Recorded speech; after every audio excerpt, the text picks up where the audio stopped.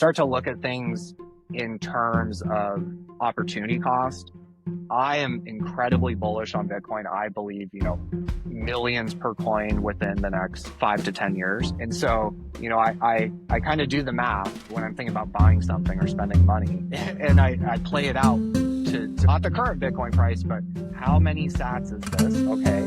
What would those be worth in 5 or 10 years? And, more often than not, I don't buy that thing because it ends up going from a $300 item to like $30,000 item. And I'm like, it's not a $30,000 guitar, Today, I'm excited to welcome Robert to the podcast. Robert is host of Infranomics on YouTube, a capital market enthusiast, macro expert, a futures and options trader, and Bitcoin advocate. Great to see you, Robert. Great to see you. So I've heard a lot of good things about you, and I know you're an expert in macro, but I'd love to hear about your Bitcoin journey first. Yeah, so it's old. I think it was 2009, might have been 2010. I came across like this obscure anarchist blog spot back when there were blogs. And yeah, they were talking about Bitcoin. It was framed in like it's a weapon against the state. It's money that the state can't control. No one can censor you. It's kind of the freedom technology side was kind of the angle, and I thought it was super cool. And I was really kind of interested. I don't know anything about technology or coding or anything, but the cryptography side of it was also pretty interesting to me. Not really understanding it, but like just knowing that there was that side of it was also interesting. And it was like back in the day where you could go to a website, you could press a button, the Bitcoin faucet, and just like I forget how many it was like 5 or 10 Bitcoin just for free. Just you press a button and you get them. And I also kind of later on, I lost a bunch of Mt. Gox. I went through that whole thing. I mined a little bit. I think I started mining in like 2013, 2014.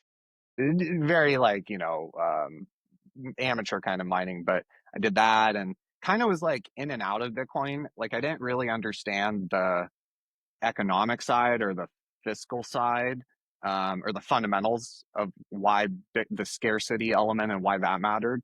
I didn't really understand it, unfortunately. And so, yeah, I ended up kind of going in and out selling. So I would be up, Bitcoin would run up like 200%, 300%. And I would think I was rich, sell it. And then, so I was kind of in and out. I was too young to really understand what I really had, unfortunately. And yeah, like then kind of I started to get more interested in markets in like COVID era, like 2019, 2020. And that was when I started to really kind of educate myself and dive into all the macro stuff, all the market stuff. And then I started to realize kind of what I had, or what Bitcoin really was. And so it was very easy for me to kind of get back into it because I'd been in and out for so long. And yeah, ever since then, I've definitely known kind of what Bitcoin really is and what I hold. And so, yeah, so ever since then, super bullish on Bitcoin and all the macro stuff. I think especially in the past couple months, we already had a very bullish fundamental setup for Bitcoin, 2 years ago. But then you add in all the stuff that's kind of happened in the past month or two, and it's just exponentially higher, my bullishness. Tell me, what was it that got you to really understand Bitcoin? Did you just start reading all the regular books and go down that path? It was more, I don't learn. I mean, I read, but I've actually read a lot. But for me, like, I find that the way I learn best is kind of like teaching myself almost instead of someone presenting an argument. I've been this way my whole life where I have to find out the truth, get to the truth myself in my own way. And so that's kind of more how it was. I just started kind of obsessively learning about markets and how various capital markets work and macroeconomics and finance.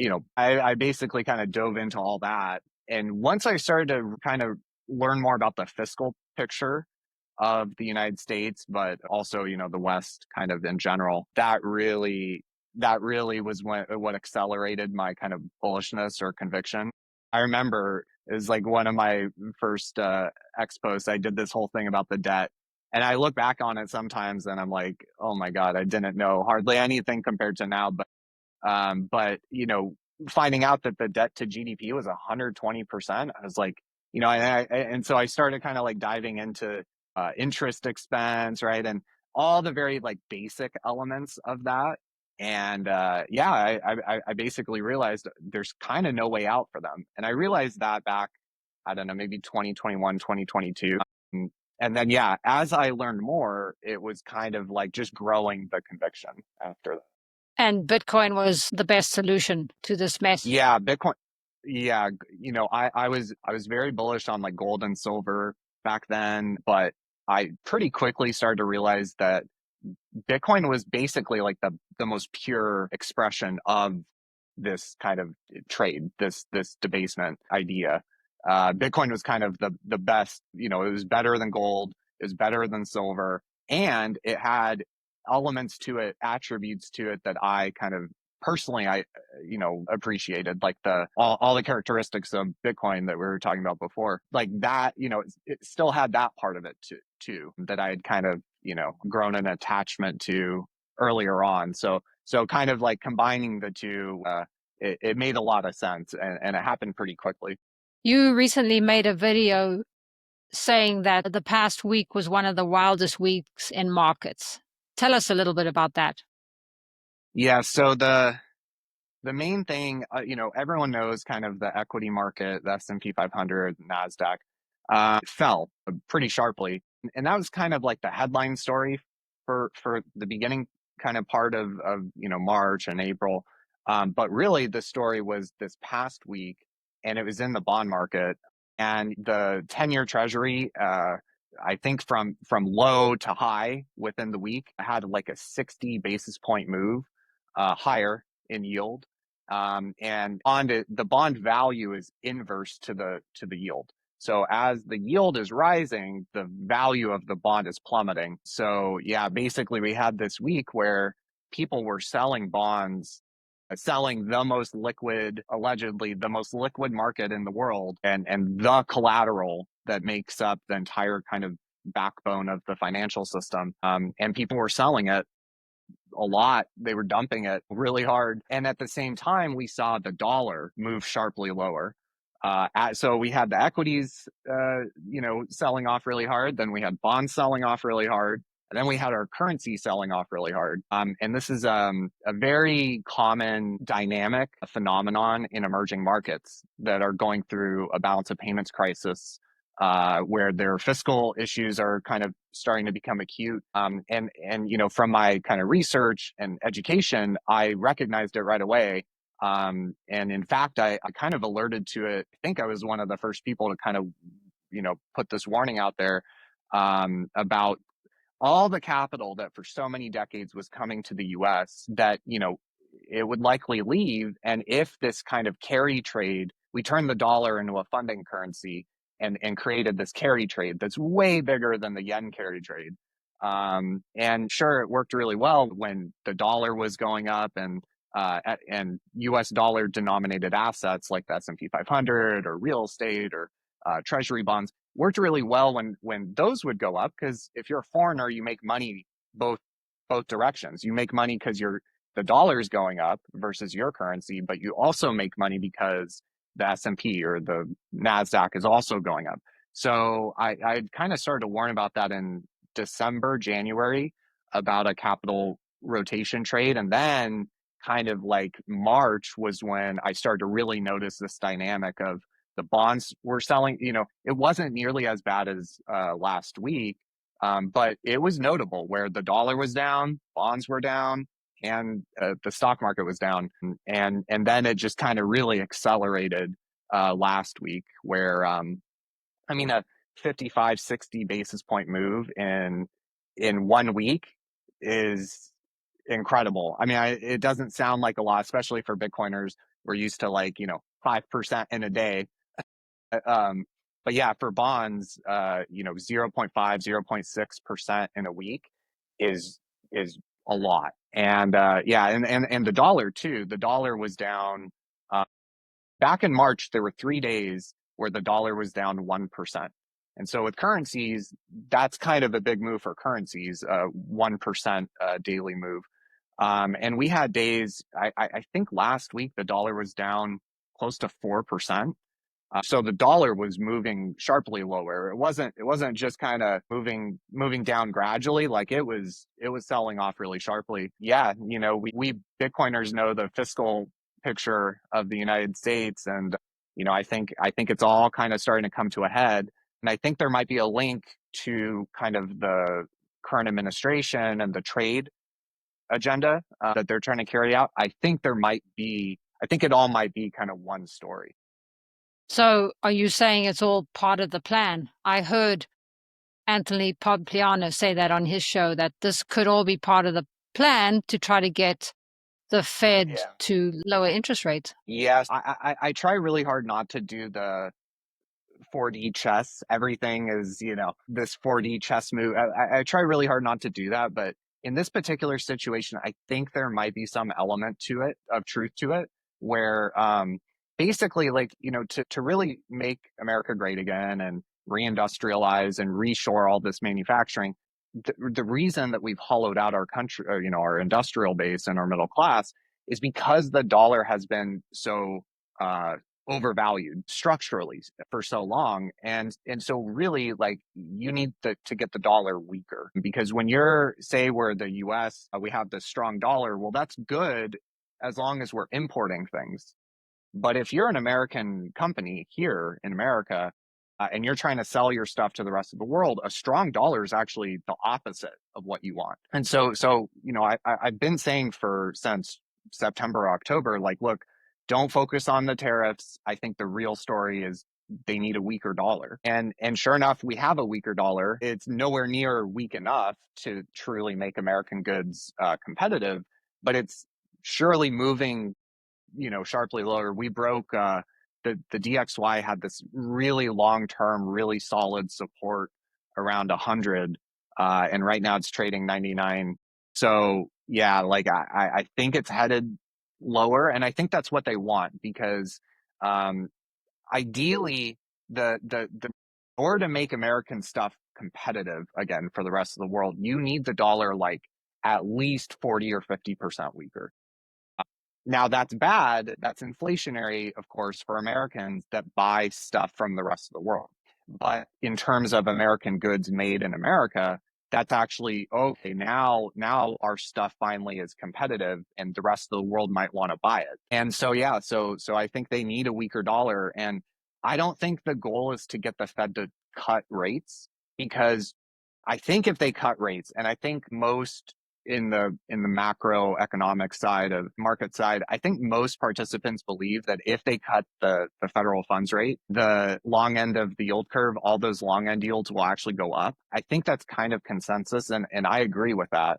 I think that what they really need to do is, if yields continue higher, I think that what they'll do instead of cutting rates will be to increase the size of their balance sheet, restart QE, QE infinity. They'll probably call it something else, something new, but I think that's really the game plan here. I was saying back in the summer of last year that I expect negative real interest rates, just like after World War II. After World War II, we had this very high debt load, and the way that we got out of it was we ran negative real rates. Basically, the GDP and inflation was, nominal growth was 8%. The interest rate on the treasury was capped at 2%. And so basically you're inflating the debt away by doing that. And that's called a negative real rate. And what I was saying was, look, I expect some version of that, because number one, it solves the problem of the debt, which we know is a huge concern, and getting larger with the day. It solves that problem for them, but it also, you could use it strategically to fund the reshoring of, because it's going to cost a lot of money to bring all this manufacturing back. So you could use it in kind of a nationalistic sort of way to fund certain manufacturing plants to be rebuilt.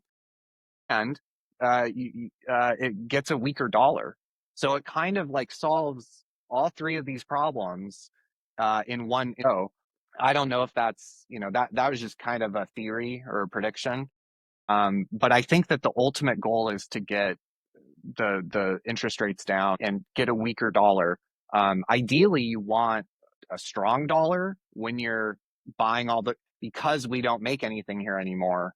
To build a factory, you got to buy all this stuff from China. So ideally, you want a strong dollar as you're buying that stuff from the rest of the world. And then once you have everything built, then that would be the ideal way to go about it. But yeah, I generally speaking, over the past 20 to 25 years, we've run this trade deficit where, and this is a consequence of being the reserve currency issuer, where we import way more than we export. So our major export becomes dollars. We get these dollars out to the rest of the world via the trade deficit. They reinvest them. Any current account deficit must be balanced by a financial and capital account surplus.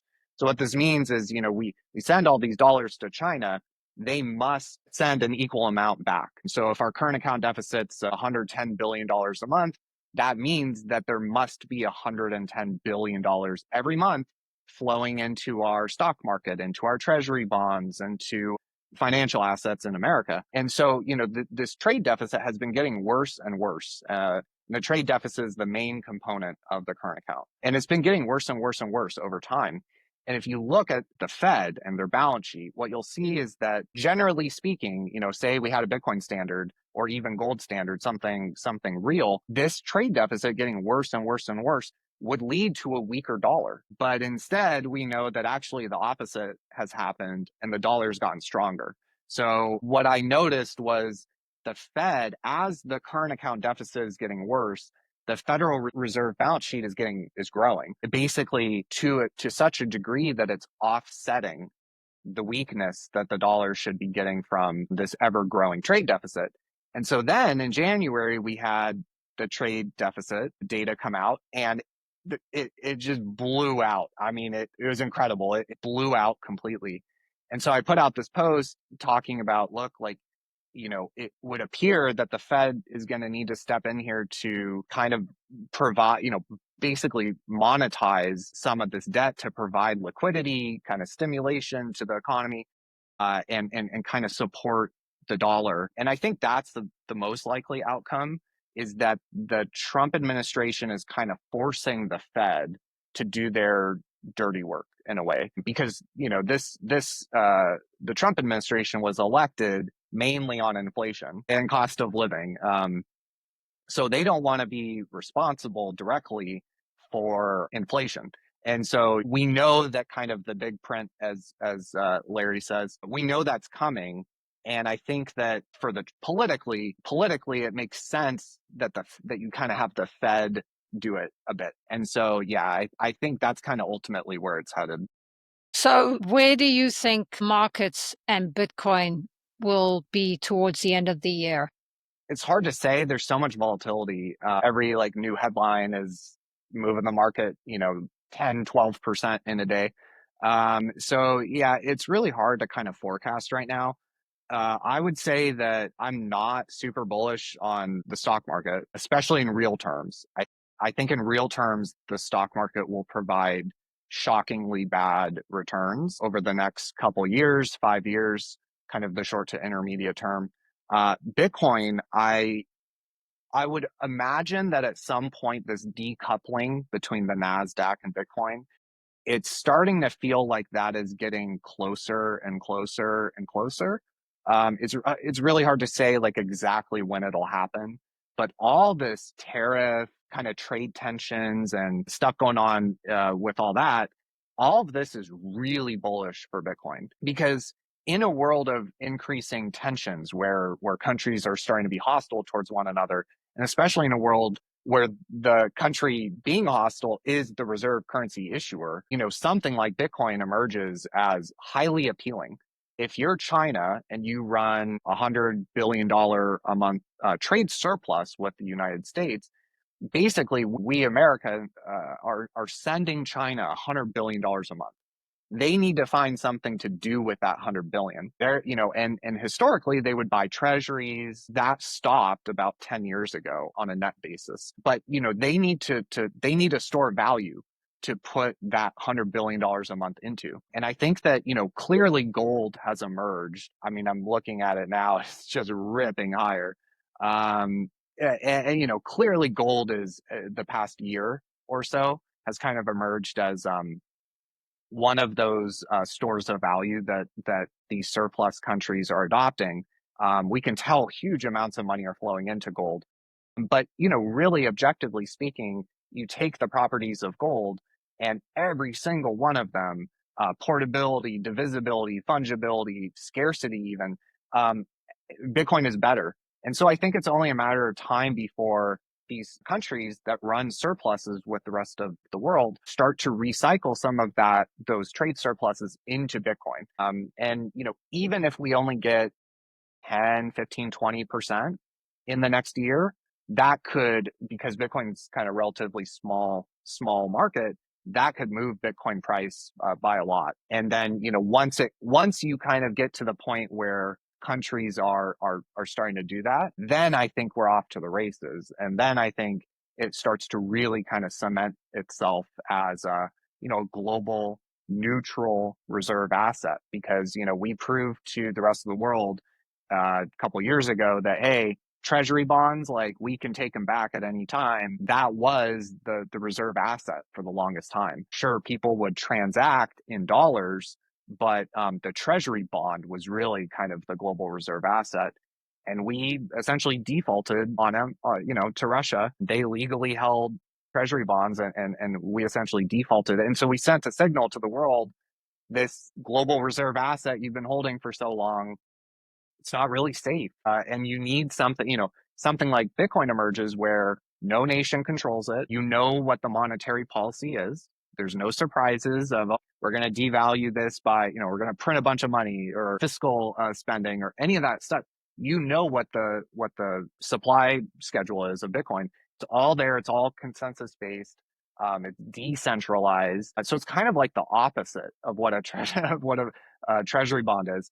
And I think that it'll become very appealing to these countries that run trade surpluses over time. Whether or not that happens this year, I'm not sure. But I do believe that, kind of generally speaking, the direction for Bitcoin is much higher over, call it, 2 to 3 years. And then beyond that, I think it'll just kind of accelerate. You mentioned that they will probably have to print a lot of money and M2 will increase. I was under the impression when that happens, people go to risk assets and some into Bitcoin, just to get this clear. But you think that the stock market won't do that well this year? I think in nominal terms, we might have increases. I think in nominal terms, I think it'll be very choppy. Jem Carson, his framework is basically kind of like the late 60s for what we're moving into. And if you look at, and I think it's a good framework, in the late 60s, there was pretty tremendous volatility. And sure, there were periods of time where maybe liquidity was increasing, where the stock market would run up 10, 15%.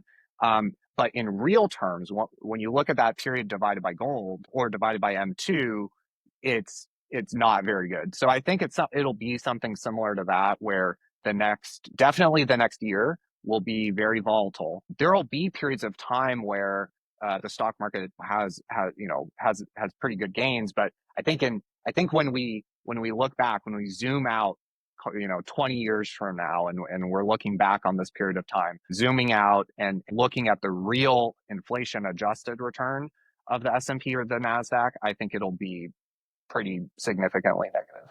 Yeah. So I want to ask you a question about Bitcoin. Jeff Booth often says that in order for Bitcoin to survive as a store of value, it must become a medium of exchange. Do you agree with that? And that's long-term thinking. Yeah, I go back and forth, honestly, with this whole and even Michael Saylor has kind of gone back and forth and had different ways of thinking about it. I think that I don't think that it'll fail if it doesn't reach the medium of exchange level. I don't think that's necessarily a failure. I think that really a lot of people and massive respect for Lynn Alden, and Broken Money's great, and I really look up to Lynn's work. But this like broken money concept, I think a lot of Bitcoiners understand why. They understand the Fed and money printing. They understand, currency debasement, fractional reserve banking, and all that.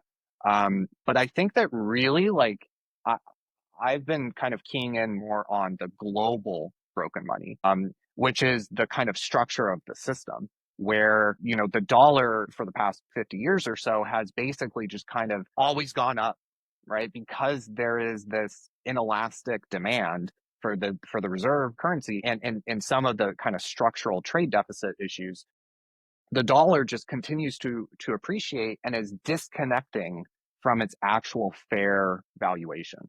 And this system, I kind of like term it global broken money. And I think that that's really kind of the bigger problem. Sure, fractional reserve and currency debasement, money printing, and all that is definitely a problem. And I would love to see it fixed, but and addressed with a hard money like Bitcoin. But I think that this global broken money is kind of caused way more issues, and is more of a root cause for a lot of things that a lot of people don't recognize at first glance. It's kind of a little bit, a couple layers deeper, because basically, they're under a Bitcoin standard, and it was this way too under gold. If you're a country like, say, China, you make everything for the rest of the world. Your economy is quite strong. It's growing. You're producing a lot of goods and value for the rest of the world, and your own people are consuming very little. So it's no different than a Bitcoiner who we know the only way an individual can accumulate Bitcoin is if you produce more value than you consume. A country like China, say, they produce more value than they consume. So in general, gold or Bitcoin, whatever money standard it is, a hard money standard, flows into the country, and they kind of build up this stack of gold or Bitcoin. And that hard money serves as kind of the collateral for money. And so as gold or Bitcoin is flowing into their country and accumulating, that means that it's stimulative for their economy. Liquidity increases and kind of aggregate economic activity increases. Well, eventually their economy gets so strong and so much wealth has kind of flowed in that their currency starts to get too strong.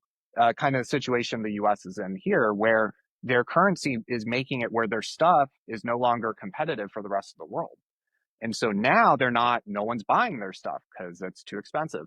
And so, that trade surplus they might have been running starts to fall, and maybe they start to run a deficit for a year, and that hard money starts to flow out of their country, and their currency falls.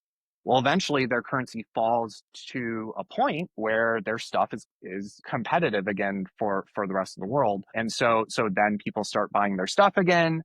Gold or Bitcoin starts to flow back into the country, and kind of everything's good, and their currency starts to appreciate again. So it is this kind of like ever fluid, self-adjusting sort of dynamic, and that's the way it should be. But it's all totally broken by the dollar and the system we have, where with the reserve currency and the dollar, where everything is just disconnected from fundamentals. The dollar, like we were talking about, the dollar should be much, much weaker if it were valued fairly on fundamentals. And yet it's not. Our twin deficits have gotten bigger and bigger and bigger, and yet somehow the dollar has appreciated more and more.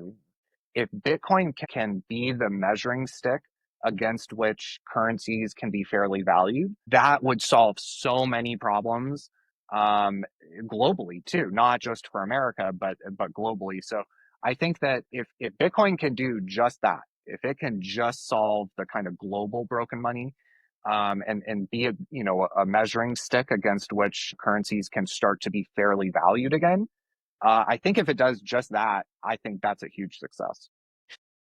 Just bringing it back to the personal level, maybe it'll start like that. But then as more and more of us start to spend and replace maybe in Bitcoin, because what I've heard when I use the Bitcoin network, I'm making that network stronger, and I want to make that network stronger. People in Africa that I interview, when I asked them that question, they're like, well, we're already using it as a medium of exchange. So, yeah, it's just the hope that this more fair, honest network will prevail over time. Yeah. And like I would love to see it as a medium of exchange, peer-to-peer, decentralized, censorship-proof money. Like that was really the thing that initially kind of drew me to Bitcoin. So I would like to see that because I think it's an important, especially, maybe not in America or the West or kind of liberal democracies, although over the past couple of years it's starting to look a little concerning. But generally speaking, the emerging markets, Africa and the global South, those are the countries that need that kind of decentralized, censorship-proof, medium of exchange. Or as a store of value, it works well, and they also do need that, with their governments debasing their currency. But yeah, I mean, if it can pull off both, I think that that's basically all we could ever ask for. Yeah. Your pin tweet, you talk about just what you've been saying, that the whole global money system is broken. But you write that the US has a massive influence over the rest of the world, and you say that it's a curse. Is this the Triffin dilemma? It's related to Triffin's dilemma. So there's two concepts. Most Bitcoiners have heard of probably Triffin's dilemma, which is basically to be the reserve currency issuer, you must run these ever larger trade deficits. And eventually you kind of hollow out your useful industrial base, your useful economy. And then there's Dutch disease, which back in I think it was the 50s or 60s, the Netherlands discovered this huge natural gas field, and it was enormous, and it was this huge untapped wealth for them. But what ended up happening was that because it was so lucrative for the Netherlands through the mechanisms of resource curse, it basically hollowed out the rest of their economy, the economy that, the sectors that had been prosperous before, ended up getting hollowed out as capital was flowing to this new industry and labor. And they had an issue too, where because it was a fungible global market, natural gas is traded globally, like their currency started to kind of get tied. So there were a number of issues with it, but basically, like, you look at America, and because our major export is dollars, you look around, and sure, there's technology, there's, our tech companies, but in general, what has prospered in America? It's finance, financial services, real estate, insurance, all these kind of things. This is what, if you're in Manhattan or Washington, D.C., you've done great. The past 50 years, especially the past 20 years, you've done amazing. And, we've seen wealth inequality kind of soar to these insane levels. But if you're the rest of America, you've done very poorly. You've been pretty much decimated by, decades of declining real wages. And so I think the issues with the dollar are both. Triffin's dilemma is certainly kind of starting to bubble up and become acute. But I think resource curse and Dutch disease, which is that pin post, I think that's also starting to bubble up. And I think it's part of the reason Trump was elected. I mean, we have the Republican Party now, today I saw talking about raising taxes on millionaires, the very wealthy. And it's like, I started paying attention to politics in 2002 and three, kind of during the Iraq War. If you would have told me back then that the Republican Party would be talking about raising taxes on million, I would have said you're crazy. And yet we're seeing kind of this populism bubbling up. And I think for America, the average American has just been kind of brutalized by globalism and this kind of hollowing out and offshoring. And I think that, a lot of what we're seeing today with Trump is kind of a manifestation of that, where the average American that feels like they're falling further and further behind. Meanwhile, these bankers and hedge fund traders and algorithm developers for a high frequency quant trading firm, those kind of guys are doing great. But the average American is doing pretty poorly.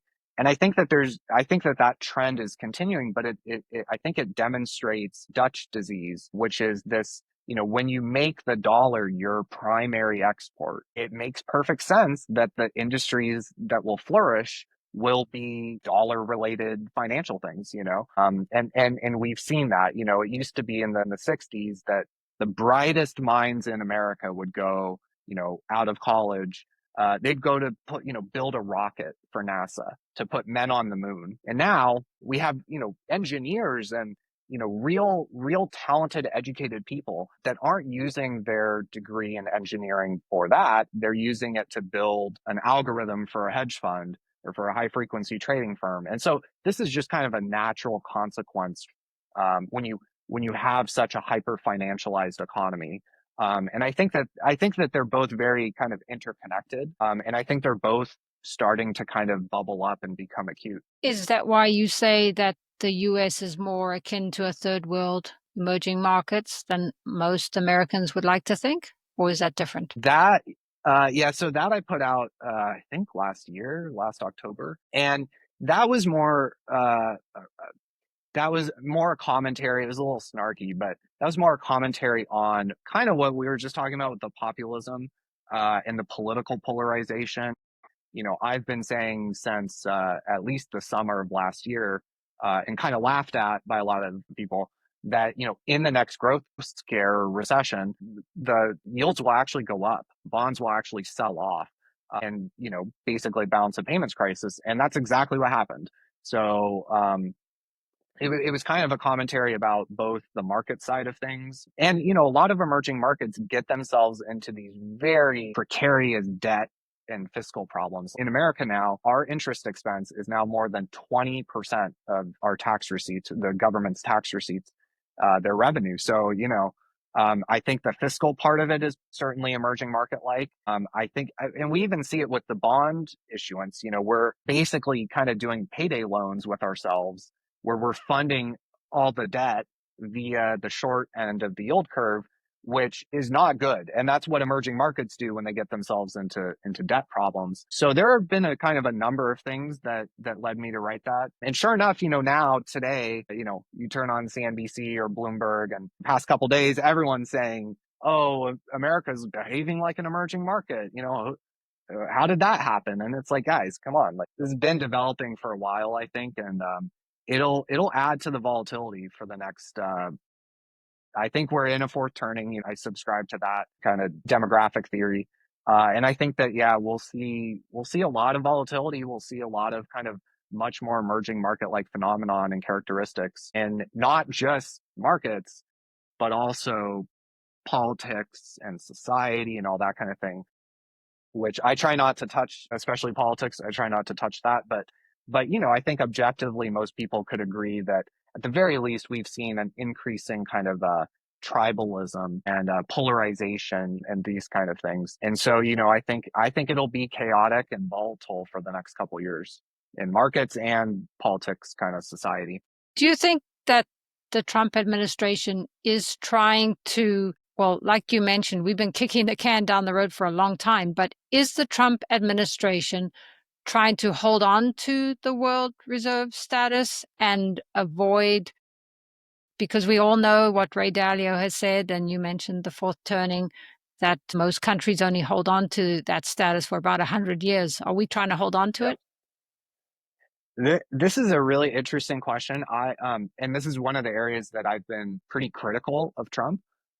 Trump, you listen to his words, and he talks about this dollar reserve issue as if it's the best thing since, the man invented fire. But then you look at like JD Vance, the vice president, Stephen Moran, who is the chairman of the Council of Economic Advisors, or Scott Bessent, and they, I think, accurately identified Triffin's dilemma, Dutch disease, and realize this, that the dollar being the reserve currency is actually the root of a lot of problems that we see in markets and in society and politics and health. I don't know if Trump really gets it, and I've made some posts very critical of Trump's comments on the dollar. I think Bessent and Moran and JD Vance, they get it. I think they get that this is really kind of the issue. and that we need to move the world away from this system. But Trump, I'm not so sure. I'm not so sure that Trump really understands the issue. There are a lot of things that I think Trump doesn't really fully understand. But yeah, it's hard because you have Trump saying these very positive things. You even have Dissent go on TV. I think it was yesterday or the day before, talking about we are strong dollar administration. We believe in a strong. But then you look at what they're doing, and once you realize kind of all the stuff we had talked about before, the mechanics and the fundamentals and what's really going on, when you pair those two things together and then you see what they're doing, it seems like it's intentional to move the world away from the dollar and the treasury. And I mean, like for example, they've said we're not trying to reduce the trade deficit. We're trying to eliminate it. We're trying to have perfectly balanced trade, which implicitly that implies that we are done. They're done being the reserve currency issuer. So it's conflicting. I think when you pair those together, I think that they are trying to actively shift the world away from. I mean, I think the next phase. I've been talking about a Mar-a-Lago Accord since I think August or September of last year. And I've always said, tariffs are only going to be the first part, the first phase. You can't really fix everything with just tariffs. You kind of need to address some of the monetary issues. And so that's so far, we've seen the tariff phase. But I think the next phase is going to be kind of the capital phase. Stephen Moran put out a paper, a user's guide to restructuring global trade. And I've read it 3 or 4 times. And, basically, if you're a Chinese, someone in China or Germany, and, you run a trade surplus with America, well, yeah, you'll recycle those dollars back into American assets, but we're going to tax you. You no longer get to do that for free. There's going to be some strings attached. Well, if you start to attack those capital flows, it's kind of what we started to see where bond yields go up. There's not as many buyers for treasury bonds. Stock market, right? If you're that German businessman or something, you don't want to hold something that's about to be taxed by 30%, so you sell. So we see weakness in bonds, in equities. I'm sure it's just a matter of time before real estate, maybe, we start to see some rotation out. And so I think that's kind of the next phase, is that capital, that kind of hostility towards foreign capital, because you get the dollar significantly weaker by doing that, by telling the world, look, we ran the best piggy bank for a long time, but we're done selling out our great American companies, our literal land, corporate bonds, our government bonds. I mean, we ran such an insane policy that our net international investment position got to be negative 80% of GDP. We owned as much of the rest of the world's stuff as they owned of ours. It was balanced back, 1980s. Well, now we're looking at a net international investment position of negative 80%, 80% of GDP, meaning the rest of the world owns way more of our stuff than we own of theirs. And so they have massive leverage and they can bring our economy to our knees. So we've sold out equity in our American companies. We've sold out our farmland and real estate. We've sold out our debt, our government debt, and eventually, corporate bonds too. We've sold out corporate bonds. Basically, any financial asset in America has gotten to a point where foreigners now control it. They now own us. So we got ourselves in a really precarious position where we don't know how much of our defense companies that North China owns. They own tens of trillions of dollars of U.S. equity. So do they own our defense companies? Do they own key national security interests that we've basically sold out? Year by year, by running this trade deficit, we've basically sold out our everything that we think of as American is really increasingly owned by the rest of the world. I think it is correct to start to address these things, because I think if we don't, things get very bad. That's a deep rabbit hole you've gone down. And Yeah. to bring it back to Bitcoin and the regular person, that is the one asset that people can buy pretty easily. And do well against whatever's coming. Is that why you started your channel? Yeah, I started the X account, right? I started to take it seriously. I started way back in 2021, but the more I learned about everything, I was like, I'm probably one of the most obsessive people that in the world. When I get interested in something, I go full blown, down the rabbit hole for hours and hours and hours every day. And I probably spent, I don't know, 10, 20,000 hours. And I started to get a pretty good idea of, a lot of these things. And I went, God, this is crazy. Fractional reserve. You mean the bank since COVID, the bank isn't required to have even 1% of the customer money. Like they removed that requirement and it hasn't been like I would find these things. The more I learned about the system, the more I realized how crazy it was. And I thought, God, normal people don't have the time or energy to spend 10, 20, 30, 40,000 hours, obsessively educating themselves about this stuff. And so like I wanted to make the X account kind of I started to take it more seriously as a way to educate hopefully the normal everyday person that's just going to work every day. They have their family they're trying to take care of, and they don't have the time or the interest or the energy to be a nerd, like I have, to educate them on some of these concepts and explain it in a way that hopefully they can understand. We have a lot of great, very bright people nowadays, but, something I found when I was trying to learn was some of these very, very bright people would just kind of say a bunch of stuff.